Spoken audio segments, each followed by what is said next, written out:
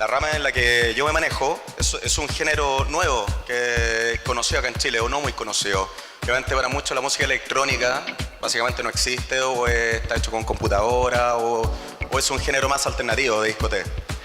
Pero en el extranjero, en Europa, es un género que es bastante diverso y se conecta con muchas ramas musicales, no solamente las discotecas.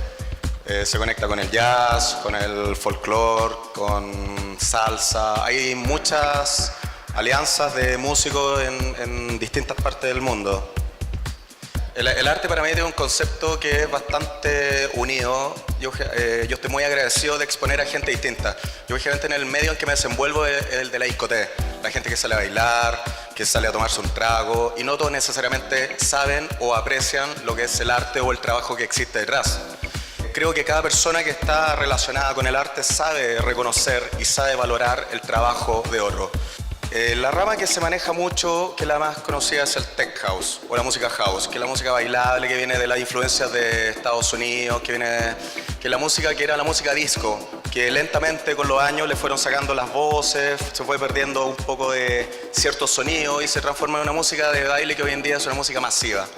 Por otro lado, tenemos la música que sale originaria de Berlín, de Alemania, que es un poco más techno, más intensa, sonidos más industriales, por decirlo de alguna manera, con otro tipo de influencias y géneros. ¿Cómo llega uno a internacionalizar su carrera, o cómo llega uno a que la gente te escuche en otras partes? Yo comencé como DJ, con un amor a los vinilos.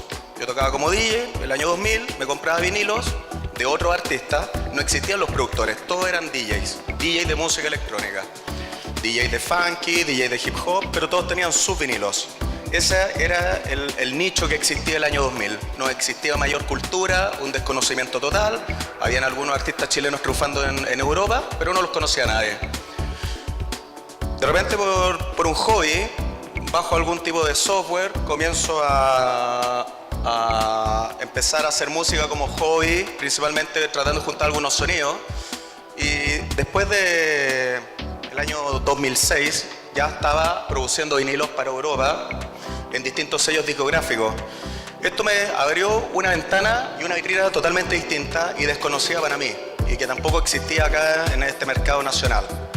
Sacando discos que estuvieron número 1 en venta en Alemania durante meses. Yo sé que el área comercial es un área que no tiene nada que ver con el talento. No todos parten y empiezan a hacer música y no hay camino fácil en esto.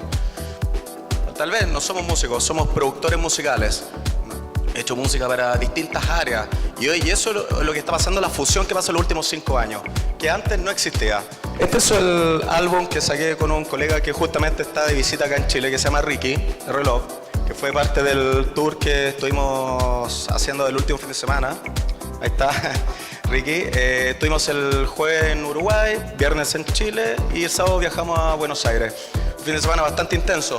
Y son las cosas o las ventanas tal vez que se abren y las ramas que nos posibilitan tal vez hacer este tipo de trabajo. Tratar de hacer otro tipo de pasar a otro nivel, que sería la palabra correcta.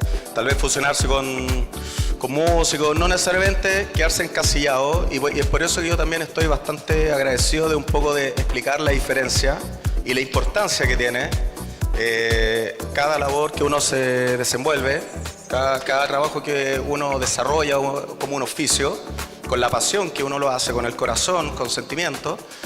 Y eso es, cada trabajo tiene su esfuerzo, cada esfuerzo tiene un producto finalmente que si tú lo desarrollas con pasión te va a llevar a ir logrando, ir alcanzando ciertas metas.